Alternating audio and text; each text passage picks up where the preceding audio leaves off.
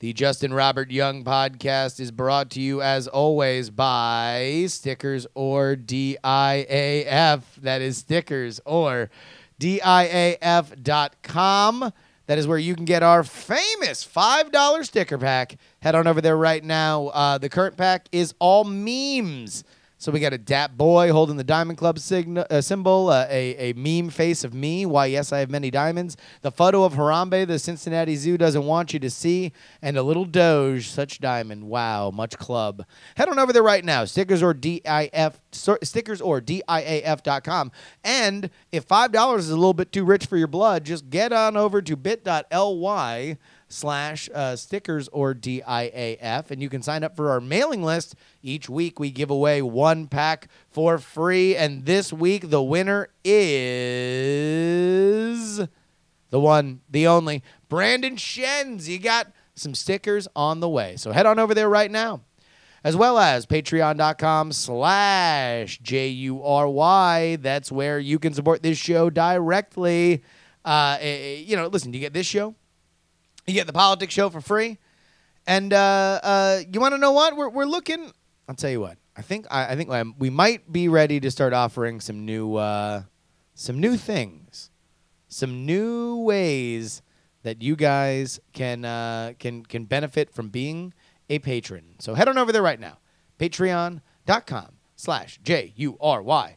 But enough of talking about how we do the show. What do you say we just do the damn thing?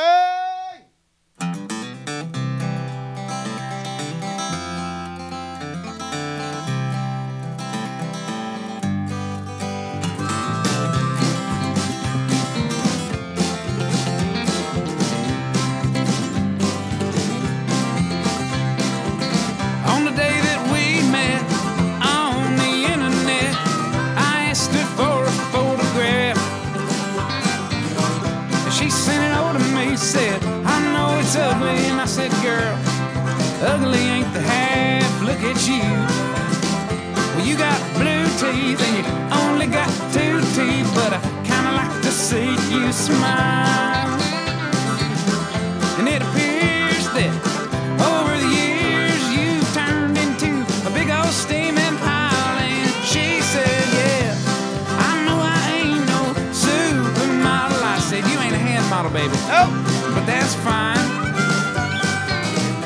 You're pretty ugly by most people's standards, but you're all right by mine.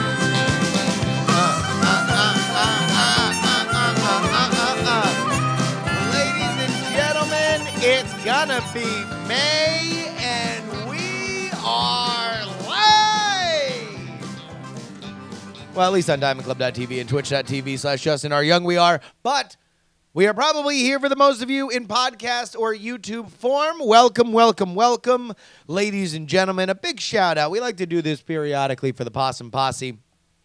They are amazing, and I want everybody who is anywhere near the Possum Posse's YouTube page, especially if you're watching this on YouTube, head on over to youtube.com. I believe it's Possum Posse. Just go ahead and search "Guy on a Buffalo." You're gonna find it. And go hit them up. Say you heard about the Possum Posse on the Justin Robert Young Show. Love them, love them, love them. They deserve all the attention on the planet. What are we going to talk about today? Well, I got yelled at by an old man.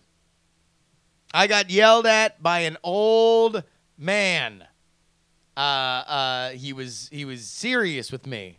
He was giving me a stern talking to. He was furious. I'm going to get into that. I'm going to get a little into the podcast awards, and I'm going to get a little into, quite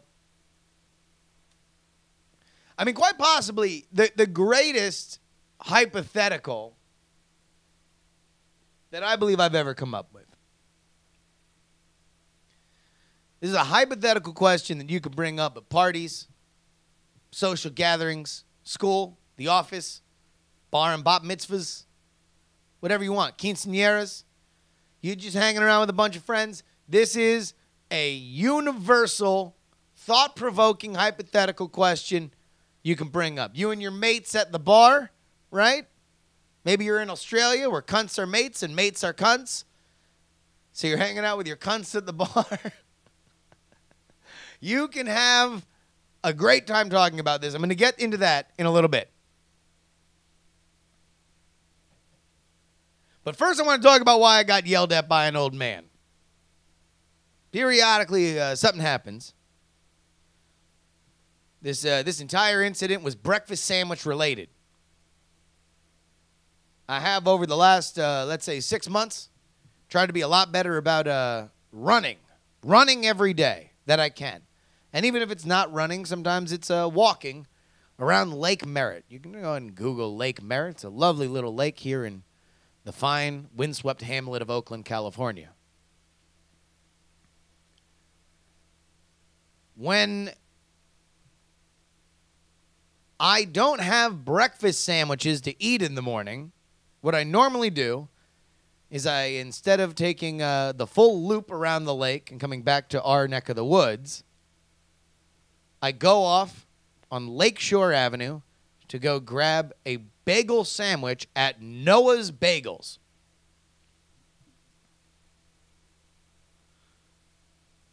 I normally get to Noah's Bagels sometime around 7:30 in the morning. Wake up around 6, get out of the door around 6:45. You know, if I'm really taking my time, it can be around, 7:30 or so. I get to Noah's Bagels. Now, it just so happens that last night, as I've readjusted back to my regular eating habits when I'm here in the house and I'm not traveling, I have a lot of greens, vegetables, things that might make you poop is what I'm trying to say. I don't want to get gross here. There's going to be a lot of taboo subjects brought up on this podcast, but I had to poop, all right? So I was walking around the lake. I ran for a little bit, and then I stopped running because I was like, well, I kind of think I might poop myself. I'm going to be honest with you guys, all right? I feel like at this point we have understood a level of honesty around each other, and you guys demand it. So I wasn't going to faint, all right? This isn't a poop faint situation. So I really got to go, but I'm holding it together. I get into the Noah's Bagels. I walk up to the bagel counter, and I order my sandwich. Salt bagel, egg white, no cheese, turkey sausage. And normally, at that time in the morning, there's not really a lot of people waiting for the bathroom. And indeed, as I walk into this Noah's Bagels, it's a ghost town. Nobody's in there. So I walk on over to their one bathroom that they have. Jiggle the handle. Locked. Okay. Someone's in the bathroom. Someone's in the bathroom. Okay, fine, cool. So I wait. And in general, what I assume is that somebody should be out of the bathroom. If you add up the time that I walked in, made my order, jiggled the handle, started waiting, by the time that my sandwich is ready, I would like to be in the bathroom.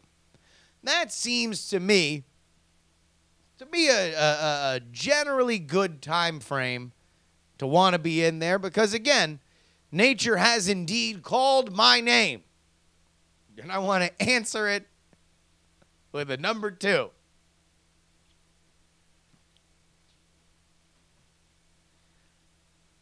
Justin Young? I don't know. They didn't have my last name. Justin is what they called. They put down my sandwich on the counter, and I'm like, oh, my God, I haven't been in there to the bathroom yet.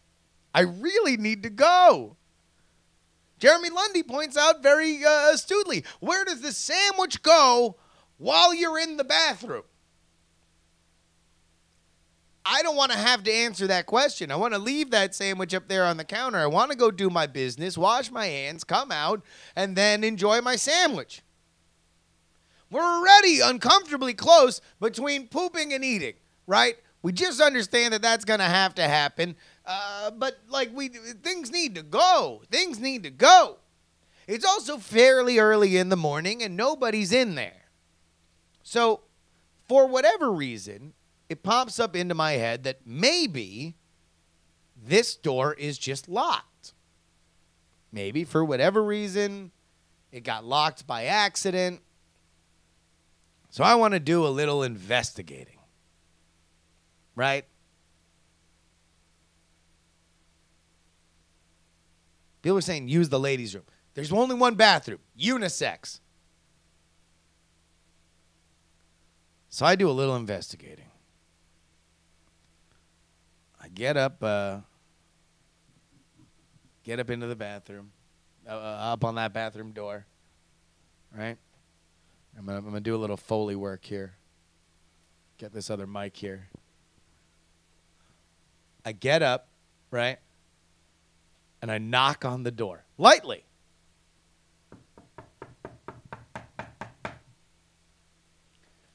Press my ear up to the door. Because I want to hear if somebody is going to say what I say when there's a knock on the door. Occupied.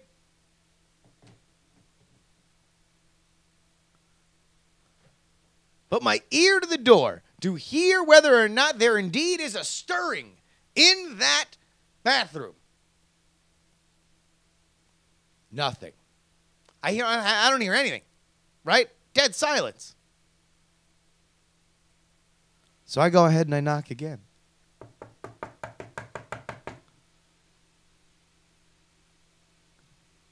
Ear to the door.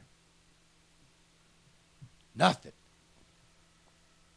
At this point, I feel like I have built up enough of a case to go to an employee who's watching me do all this because he's like filling all the like bulk bagel orders for the day. So people who are like at offices that are ordering like 12 bagels and they order 12 bagels every day, right?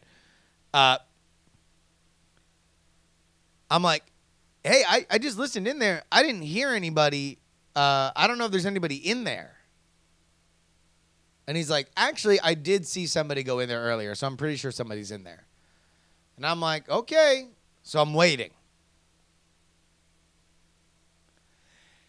It's at that point that he emerges. The handle opens. The door explodes open. And there is a very perturbed old man. He's got headphones on. And he is piping hot. Standing right outside the door. That dude gets all up in my grill. Are you the one knocking? Yeah, I was. That's very rude.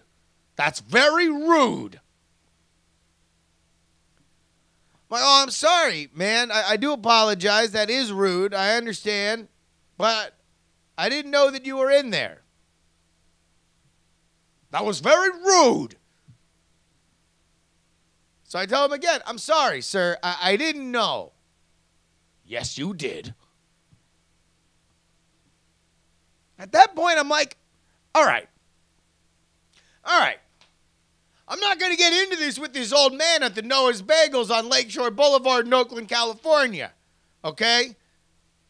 Because, you know, that's not cool. I don't want to start beef here. And also, I really still had to poop. So honestly, I didn't give a shit. If he was trying to throw hands on me, I would have just ducked under his right cross and ran into the bathroom and locked the door. Not because I wanted to avoid a fight, because I would have dropped that sack of Greatest Generation shit to the ground so quick, dude. I would have dropped his ass faster than the stock market did on Black Tuesday. That's real. I would have destroyed you, old timer. I would have sank you faster than the Maine in the Spanish-American War. Remember, the Maine is what I would have said to you after I knocked your ass out. You want beef with me? All right, so I didn't because I had to poop, right? I really just had to poop.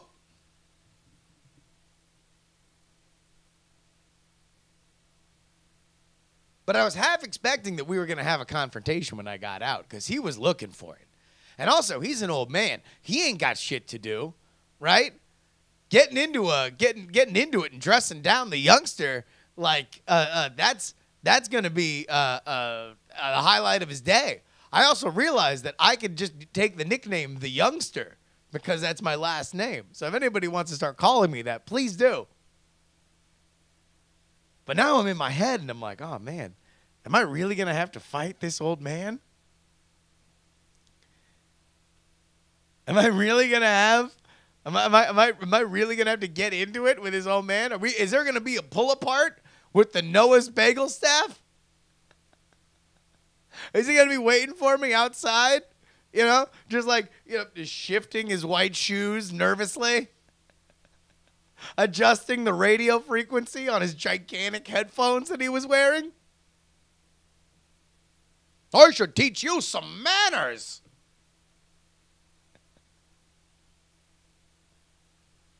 I appreciate everybody coming to my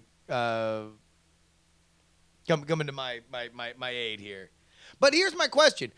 What is the etiquette on this? Because I'm totally willing to follow proper etiquette. But what do you guys believe is the appropriate amount of time between the hand jiggle and the knock? Because I believe that it is incumbent on the person inside that bathroom to give some sort of auditory signal that they're in there, right? Above and beyond, you should give some kind of time frame. Just a minute. Wrapping up. Give me a second. Something like that. I mean, that's above and beyond. At the bare minimum, just occupied. That's what I always do. Occupied. Just so people know that there's somebody in there.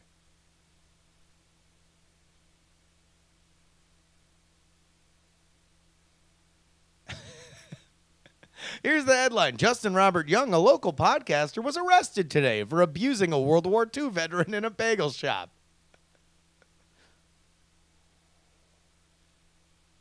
Here's the thing, though, man. That dude can't be deaf. Yeah, he had gigantic headphones, but he definitely heard me knocking, right? I wasn't banging on the door like I was the police. Like, that would be some very subtle movement on the handle if he noticed that.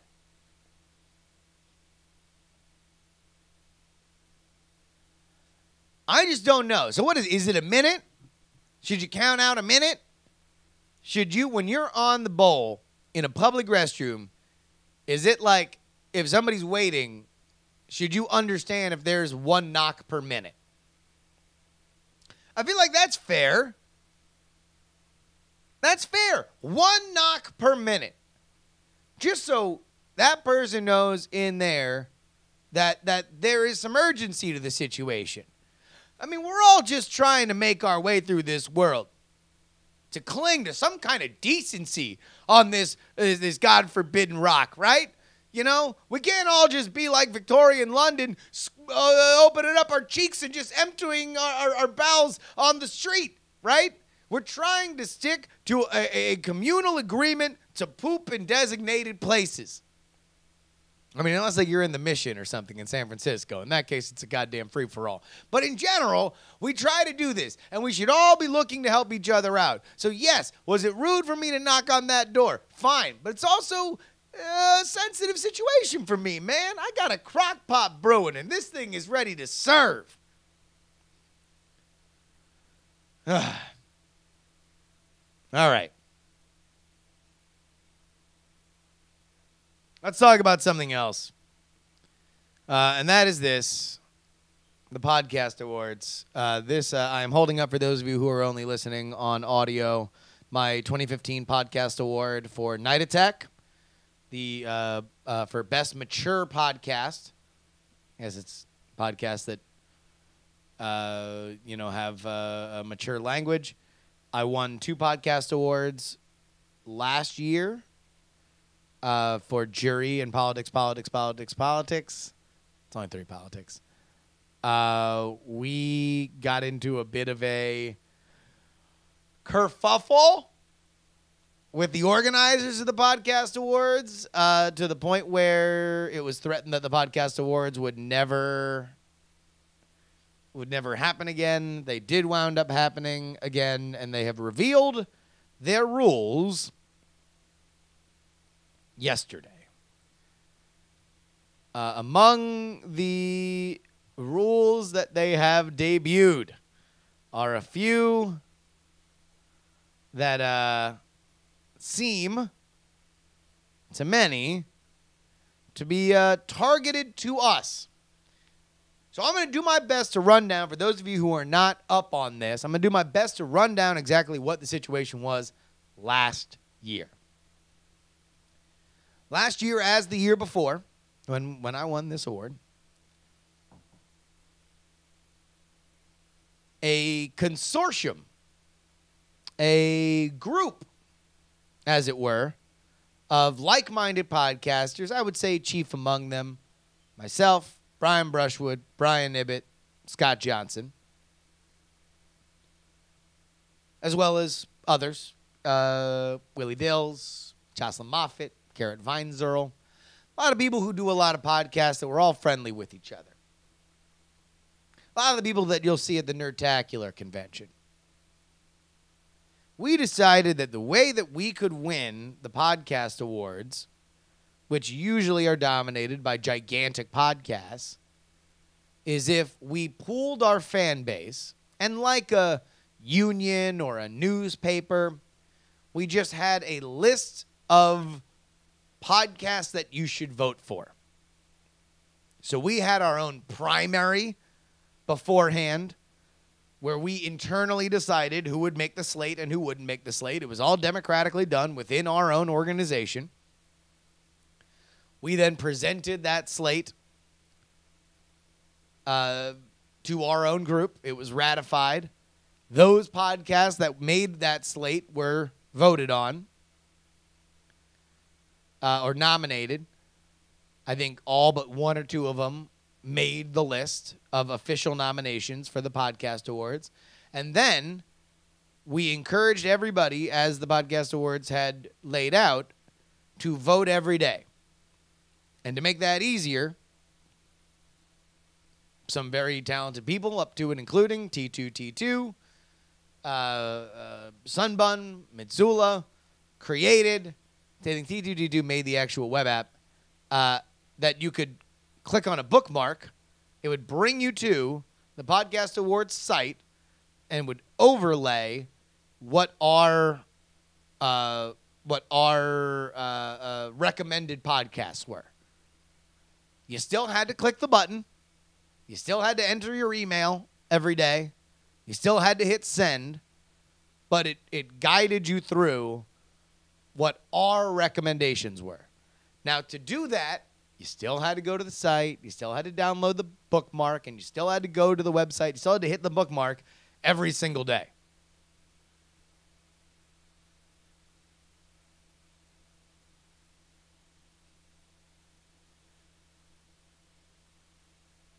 Sunbun, yeah, he says he didn't do anything. He just was loud. But, I mean, organization was a huge thing, right? And as it always is with these things. So everything was hunky-dory. Nobody cared.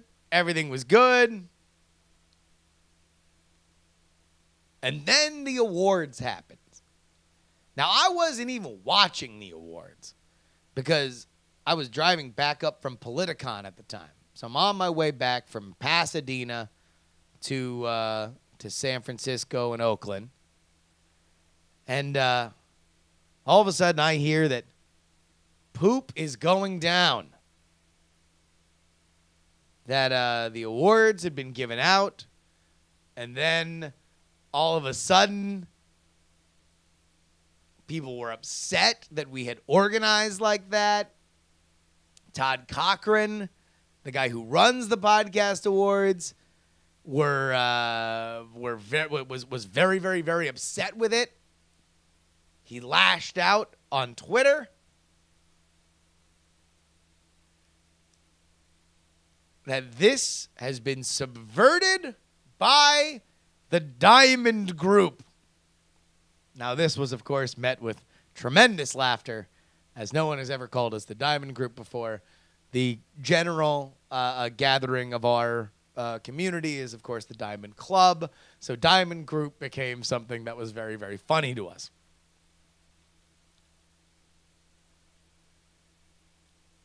There was a lot of gnashing of teeth, sound and fury signifying nothing. Next thing you know, the podcast awards are back. Right? Podcast awards are back. And here are some of the rules that you can find for the podcast awards. You can do this yourself by heading on over to podcastawards.com. You can go ahead and click on group, or sorry, not group, rules to get this. But what do you say we go ahead and read these together? Here's where things go down. Spirit of the Podcast Awards. I'm going to read verboten. It's the Spirit of the Podcast Awards for individual shows to work with their audiences independently to ask for nominations for a podcast award. That said, shows often collaborate, a.k.a. team up with other shows to get each of their audiences to nominate a specific slate of shows and maximize the number of listener nominations. Networks are allowed to work together with the following caveat that applies to all. The Podcast Awards Committee reserves the right to disqualify any show or network of shows the committee feels violates the spirit of the Podcast Awards or brings discredit to the awards process. The Podcast Awards Committee decision on disqualification will not come lightly, but will be final. A disqualified show can appeal disqualification in writing within 48 hours to podcast@podcastconnect.com. Disqualification will result in forfeiture of the registration fee, and the Podcast Awards Committee may and can invoke a multi-year suspension from future participation. So here's the funny thing about this passage, about the Spirit of the Podcast Awards. It doesn't exactly mention what the Spirit of the Podcast Awards is, right? Like, is the Spirit of the Podcast Awards to get as many votes as possible? Is it to recognize as many people? What is the guiding light that everybody should respect? Because if the idea was get as many people as possible to your page to vote, that's exactly what we did. Didn't violate any rules. Got a lot of people there, enough to win a lot of awards. We swept almost every category that we competed for. So we did that. If that was the spirit of the awards, was to mobilize fan bases and direct them to this place to register their passion, then we did it. If the spirit of the Podcast Awards is something different, well, then this is where we could know. Instead, we get how and why you might be disqualified and who might disqualify for you. Now, that brings us to forbidden activities. Forbidden activities. Expressly forbidden are automated programs, web assist templates, and that interact with the Podcast Awards site, web overlays, bookmarklets, and no nomination tool or macro is allowed. The Podcast Committee reserves the right to revise and amend forbidden activity details at any time throughout the awards process. Okay. So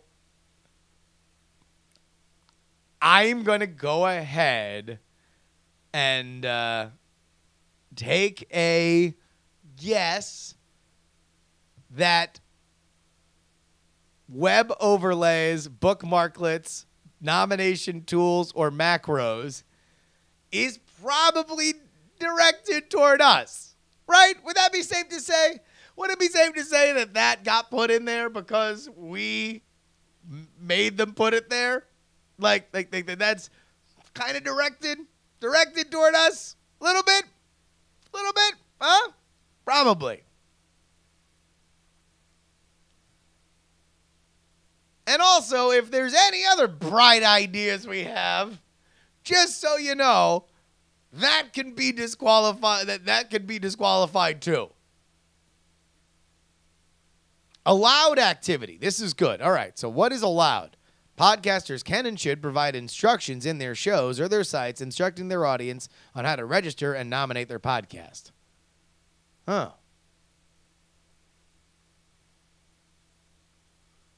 Okay.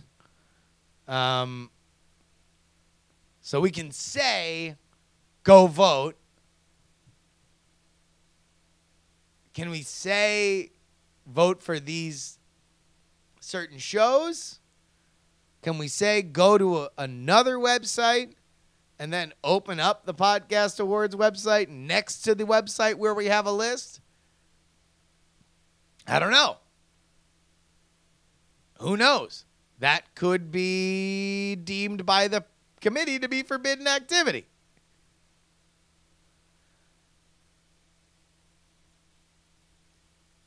Through all this, I just want to say I'm bummed out. I'm really, really, really, really bummed out. It bums me out to no end.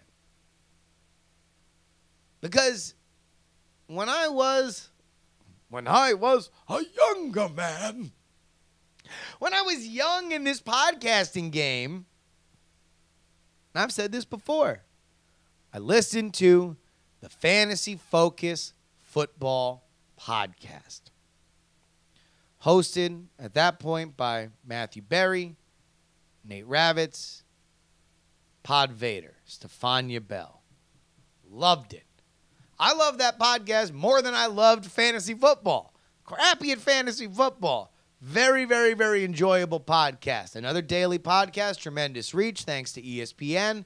They took the Podcast Awards seriously. They had their theme song involved the Podcast Awards. I think their live set still has Podcast Awards on the set. They cared about it. They would pick fights with other podcasts that were also nominated, random stuff like Harry Potter fan fiction podcast. It was great.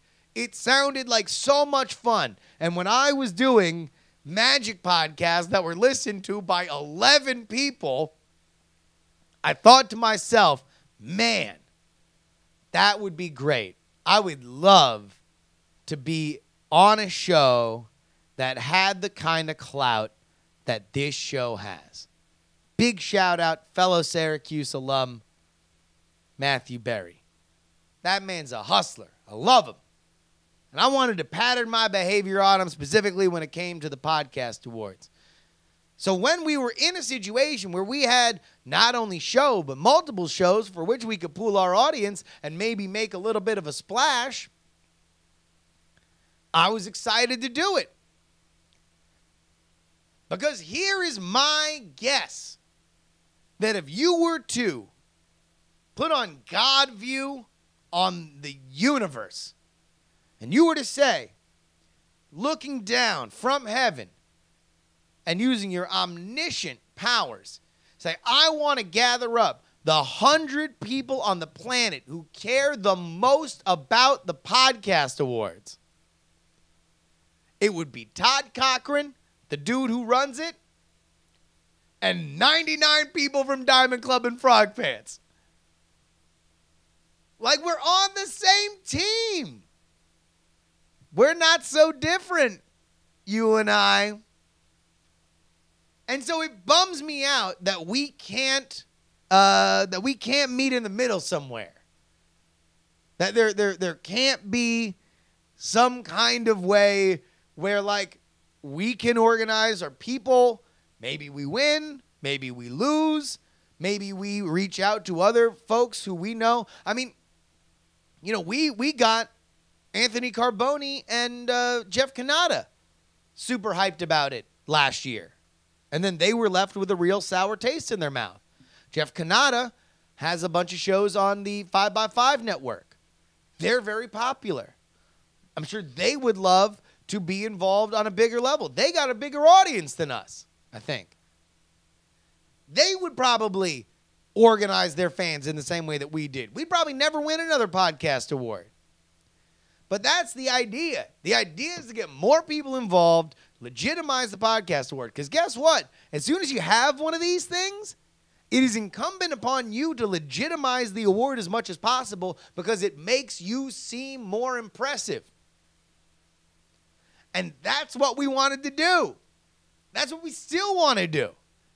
So it bums me out that there are rules being made that specifically target the kind of stuff that we were doing that we believed brought more people into the tent. Aside from the fact that Todd Cochran lives in Hawaii. Lives in Hawaii. Do you know how annoying you have to be to piss off a dude who lives in Hawaii? That dude lives in paradise. He can literally just walk out and see. You ever watch Lost? He lives on the island. You walk out, you see the island. Gorgeous, lush greenery. Beautiful sand. A culture that is built for relaxation and kind of locally hating white people. But still, that is a place to unwind. You got to really fire somebody up to get him pissed off like he's pissed off. And he is pissed off. Well, you ain't got to get hot about it, Todd. He's on Twitter lighting up some of our people.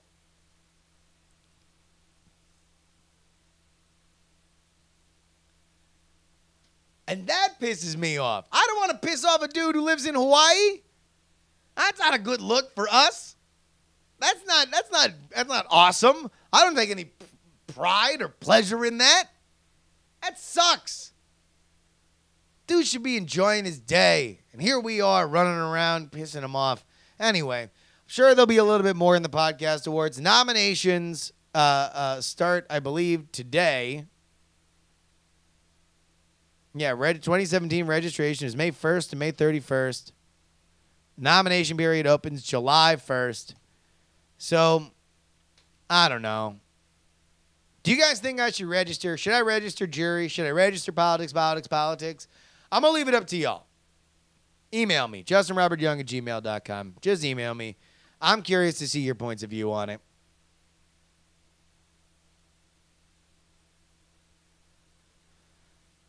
All right. Man, how are we doing on time? Do we even got time to do? Do we have time to do SDGC? Do we got time? It's $10 to register. And by the way, I don't cotton to the idea that he's just in it for the money or anything. I think a $10 registration fee is fine. Small registration fees are probably the most effective way to weed out a lot of dumb stuff that would come in if it was free, especially automated stuff. So, I mean, whatever. It's $10. I'm cool with $10. I was listening to the morning stream today, and they were talking about a story from Florida about a woman who was arrested for soliciting an officer that she would perform a sex act on him if he gave her a little bit of money and his chicken nuggets from McDonald's. So it got me thinking about something that I've had on my brain for a while. I want to pitch to you guys. Of course, it was a Florida woman. So, imagine you go to a party. I'm going to use genders here. They don't really matter all that much, but just so I can kind of paint a word picture in your head, I want to just use specific genders here. So you're a guy, meet a girl. It's a girl that, let's say, for example, you used to, back when you were in your teens, you both used to work at the same pizza restaurant, right? You both used to be bussers, cleaning tables, right? Maybe you became waiters at some point. Then next thing you know, somebody goes to college, somebody does go to another college.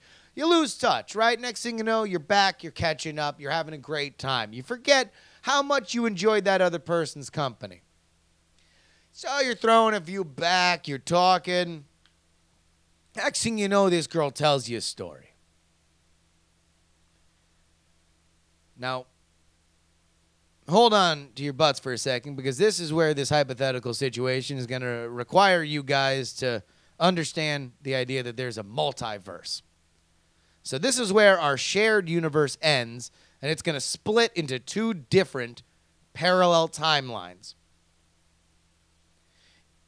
In timeline 1, this woman tells you a story of a time maybe 2 years after you knew her, so everybody's still young, maybe teens, early 20s.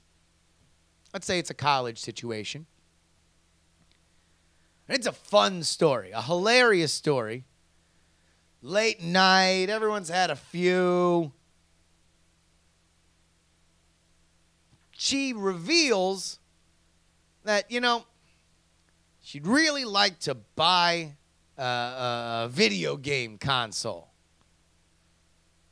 She doesn't have the money. She'd love to buy it, love to buy a GameCube.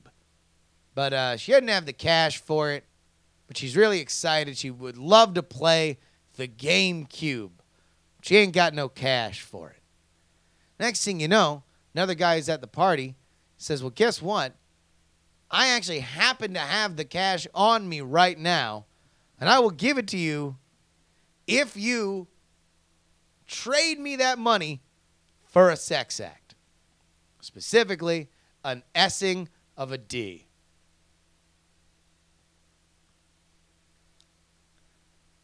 This results in uproarious laughter from everybody else. She decides to call the bluff. She indeed S's that D. She gets the money. She buys the GameCube. And that's where that timeline ends. Parallel timeline. Exactly the same situation leading up to it. Exactly the same setup to the situation. But instead of money for a GameCube, it's a freshly made grilled cheese sandwich. And I want to dress this one up here for you. Let's say the guy who's making the grilled cheese sandwich and indeed is trading it for an S-ing of one's D is a gourmet chef. This person is going to revolutionize the food truck industry because he has figured out a way to make the best grilled cheese sandwich ever made. It's got all the accoutrement on it. It's not one of those BS grilled cheese that it's like 14 kinds of cheese and arugula randomly. No. This is a back to basics, comfort food, absolute dream in your mouth grilled cheese sandwich, which he trades for, well, a dream in her mouth. Uproarious laughter. Everybody's having a good time. It's a fun time for everybody. And in both stories, we now merge back into a shared timeline. The woman who's telling this story, your old friend, wound up marrying the person that she S'd the D, right? This turns out to be a love story. And now they have 3 kids and he's running for Congress. But this is just a story that you're telling amongst friends because there's a nature of trust there. But here's where I ask you, dear listener, do you feel any worse or better about one timeline or the other? An S-ing of a D for money with no victims, or an S-ing of a D for grilled cheese with no victims? Is there any difference, even in the margins, even incrementally? Is this any different to you? Advanced placement version of this. Let's say they don't get married. In fact, they never see each other again, the 2 people in either timeline.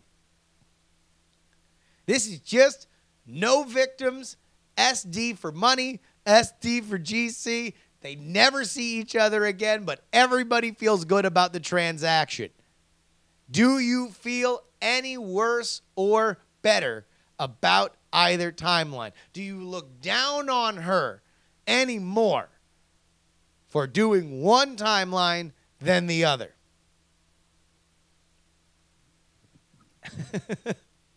TV Zegon says, well, a vegan would take umbrage with the statement that there's no victim in a grilled cheese. Fine. She's a vegan, and it's vegan cheese. And it's the best vegan grilled cheese sandwich you've ever seen in your life. That's the SDGC conundrum. And I'm curious to see where you guys come down or go down on this particular conundrum. If you want to email me on that or anything else, you can send it on over to justinrobertyoung@gmail.com. Again, justinrobertyoung@gmail.com. The Buck says this is oddly specific. Well, yeah, it's got to be specific if you're going to tell this story. This wound up coming up. Somebody find this came up organically on an NSFW episode. If somebody can find that NSFW episode, I'll link that in the show notes if somebody can find it before I post this episode. Let's get into the mail. JustinRobertYoung@gmail.com. Again, JustinRobertYoung@gmail.com. Put JuRY, JuRY, in the subject line. Preston writes, I've got a hot take for you on magic. Since you've been in that world for a long time, I'd love to hear your opinion on it. My wife has never liked magic. She tolerates it a little for me. For example, when we went to Vegas, she went with me to the Penn and Teller show. But as soon as it was over, she wanted to get the hell out and do something else. We've had many conversations about it, and I always made the point that I appreciate it for the practice and skill that goes into it, just as somebody can appreciate musicians, actors, or sports athletes. But I was never really able to sway her. It still just didn't appeal to her for some reason. Then one day recently, we were talking about how a lot of women don't like magic, and she said something that I think nailed it. Women don't like being lied to. Of course, we all know that magic isn't real, it's a trick, but replace lie with trick, and women also don't like being tricked. I've never really thought about it from that standpoint. I wonder what your thoughts or JuRY listeners' thoughts were about it. All right. This is an interesting one because my inclination is to disagree with the general premise because I don't know if women specifically don't have a higher percentage of people who react poorly to deception in general, because I think a lot of men do as well. But I do think that the vast majority of magicians are men, and that women are specifically targeted when it comes to magic. For example, saw a magic show this weekend. Tyler Wilson, it's great. Lies Wide Open. Check it out. It's playing Reno, Houston, Dallas. If you're in any of those areas, look it up. Tyler Wilson, Lies Wide Open. But when we walked into the theater, small, like 30-seater, great for close-up, which is what it is. My wife, Ashley, pointed out there's like 4 women here. And she can almost guarantee that all 4 would get called up on stage. And sure enough, they did. In any kind of walk-around magic, I think men, or the vast majority of the magicians are men, they're going to find women who do it, who like it. Now, some women love magic. In fact, there's a reason why it's kind of recommended for pickup artists, that pickup artists do magic all the time, because some women love it. But I would guess that there's something in the gender disparity that probably ratchets up some of the pushback on it. And not necessarily that women don't like being lied to, because I don't know if anybody likes being lied to. Amy from Oregon writes, so I grew up pretty sheltered. When the kids in my school were into South Park, Saturday Night Live, and Spice Girls, I was watching PBS and listening to WOW CDs, the Christian version of Now. That's what I called music. Oh my God, really? I didn't even know that existed. I wasn't exactly a Duggar, but it was getting there. In middle school, I switched to homeschooling, which comparatively was quite social, I might add. Go figure. Problem is this. I can't figure out how weird I am. I mean, I'd like to know, right? All through school, up until I discovered Pandora at age 18, I knew nothing about music. Zilch about movies. That has an effect on social interaction. No matter how well-adjusted one may be, I don't feel super awkward around people, but I would just like something to compare it to. Have you or any of the folks listening felt like a fish in a desert? How do you relate? At least now I'm entitled to make all the jokes about Christian rap I could ever desire. Listen, whenever you want to drop some hilarious DC talk barbs into your emails, Amy, I'm here for that. But let's break this down. This is something that affects my wife.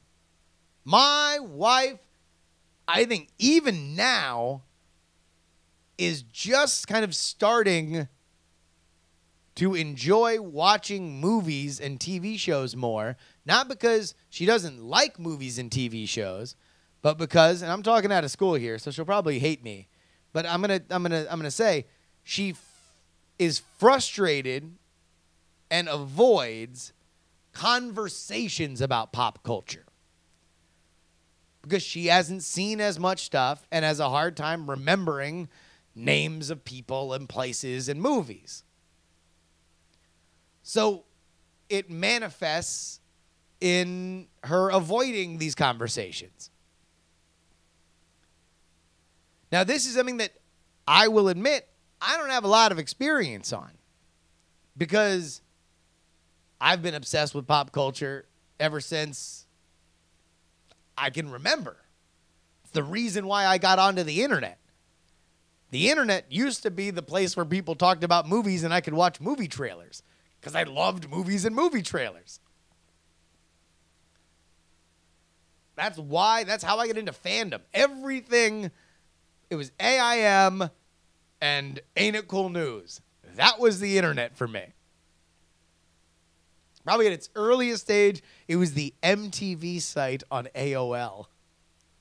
But it was always pop culture centric. So I'm going to leave that one up to you guys. JustinRobertYoung@gmail.com. If you like Amy, we're totally out of the woods on pop culture and now have to figure out exactly how weird you are, then hit me up. Anonymous Diamond writes, I just finished listening to They Call It Crabbing episode, and I wanted to express my experience with this firsthand. This was about stealthing. So here's a stealthing story. This happened to me when I was 23. I'm 30 years old now, so it was about 7 years ago.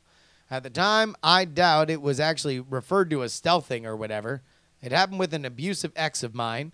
We were having sex, and he had removed his condom without my knowing. At one point, though, he told me he had removed it and he was going to finish in me. And when I told him to stop and tried to get up, he forced me back down by putting his forearm across my neck and did exactly what he said he was going to do. One thing that I struggled with after this was that it maybe, quote unquote, wasn't rape because I had consented to having sex with him in the first place. Compounding that thought was the fact that I was surrounded by incredibly callous and unsupportive family and parents who literally told me that it wasn't rape, and what did you expect to happen? Anyhow, lots of reflection and therapy later, I've come to realize that it was, in fact, definitely rape, and it wasn't my fault. There are men and women, I'm sure, who are so far from yours and mine sense of morality and daily function and are incredibly narcissistic that they think it is their right to impose their will on others. And it's not only more important than the will of other people, but if that person protests, they have threatened the aggressor and either deserve violence or deserve to be lied about and not told that the aggressor had removed the condom at all. All right, so let's break this down. Last week, we talked about this story about stealthing, which, as you've gathered based on the context clues, if you didn't listen, is the fact that a guy can, there's this trend where guys will remove their condoms and finish in their lady partners without them knowing. Although exactly, I don't know how long that gambit lasts. you know? It's like like secretly throwing a water balloon at a wall and, you know, like, oh, geez, where'd that come from? You know, eventually, I don't want to get too gross here. I'm just going to say, gravity's undefeated. That's all I'll say. Moving on.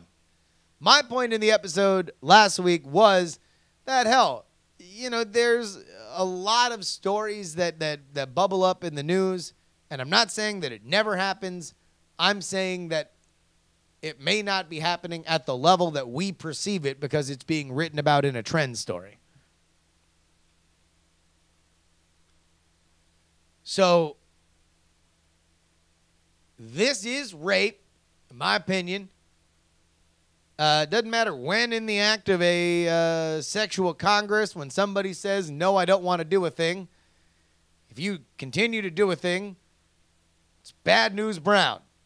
Or rape news Rodney. Like, whatever you want to say. Like, that's not cool, not good. That's that. You know, whether or not, I don't think it invalidates the point that I was making that, you know, I don't know where on the spectrum of, like, you know, the trend of, like, ghosting, where you, like, break up with somebody by just never talking to them again. I think that probably happens a lot. Just because it follows fairly traditional patterns of behavior. People like to avoid conflict. This is an ultimate way to avoid conflict. It probably happens all the time. Now that there's texting and everything, there's just some sort of pop culture name for it. That, to me, a trend piece that probably has its basis in fact. Like, rainbow parties. You guys remember rainbow parties? This was the trend that was happening when I was in high school, about how there'd be parties. Kids these days were so promiscuous that there'd be parties where all the girls would wear different colored lipstick. They'd all blow the same guy, so his dick kind of looked like a lifesaver's roll, right? ICU says, I was never invited to rainbow parties. Neither was I. But that didn't stop people from writing about it as if it was this pervasive sexual trend. So that's what I'm going to put on the other side of the spectrum as probably more written about than actually happening. Stealthing I would probably put closer to rainbow parties than I would to ghosting. Not to say that it never happens, but just that sometimes trend stories can be a little overhyped. Not to say that it's not horrifying, but the story itself. I mean, listen, it's the same reason why urban legends happen. You know, because horrifying things in our world are fascinating to us. Stealthing is horrifying, and so it's fascinating. Anonymous Colorado person for the In Your House store says, I would also like to second Colorado as an In Your House store stop. I live in Colorado Springs, about an hour and a half car ride south of Denver. Our house has plenty of space to host you, and the tribe will follow. We have a nice fur out on the patio for you for after-show drinks. Speaking of drinks, I should mention that I'm trying to start my own distillery, and I got a still in my basement. Let me know what your favorite distilled beverages, and maybe I could have some for you if you decide to come to Colorado. Nice. Jared writes,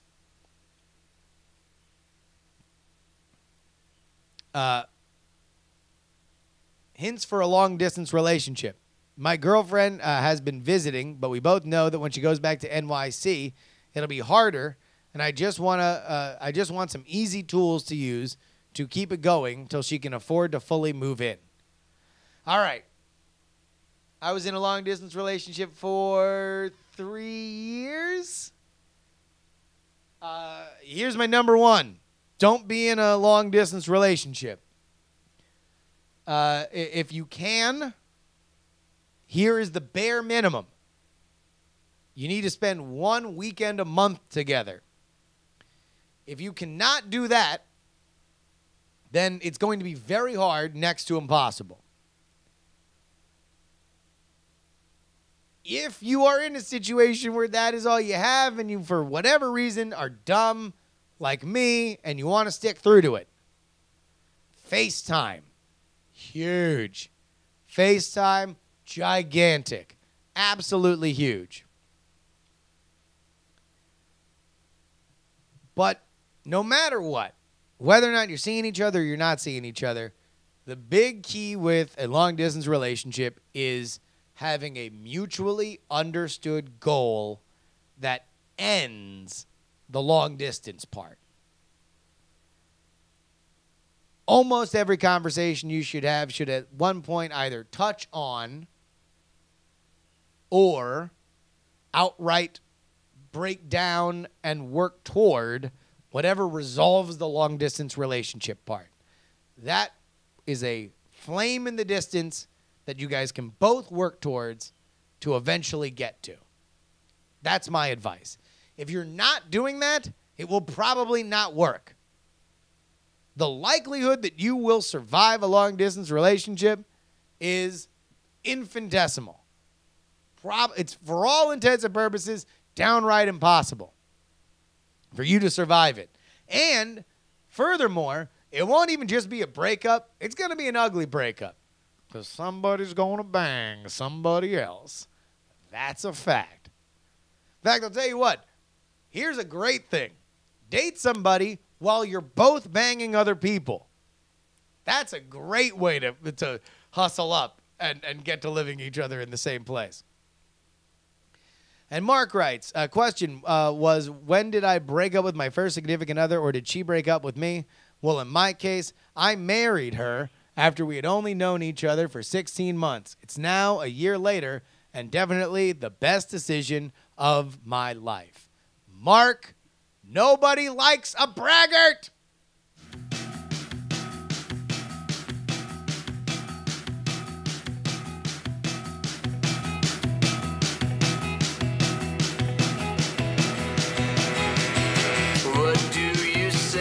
Oh, ladies and gentlemen, again, if you want free Diamond Club stickers, you can sign up for the stickers or DIAF mailing list, bit.ly/stickers or DIAF. Of course, you can email me, justinrobertyoung@gmail.com. Put JuRY in the subject line. Follow me Twitter and Instagram, Justin R. Young, Snapchat as well. Find something to yell at me about on Snapchat. I love getting yelled at on Snapchat. And, of course, you can hashtag join the conversation at diamondclub.reddit.com. Ladies and gentlemen, that about wraps it up for this version of the program. This is your old pal, Justin Robert Young, letting you know to please